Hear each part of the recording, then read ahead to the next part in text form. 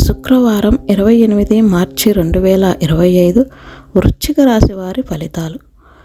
వృశ్చిక రాశి వారు ఈరోజు పాత స్నేహితుడిని కలిసే అవకాశం ఉంది.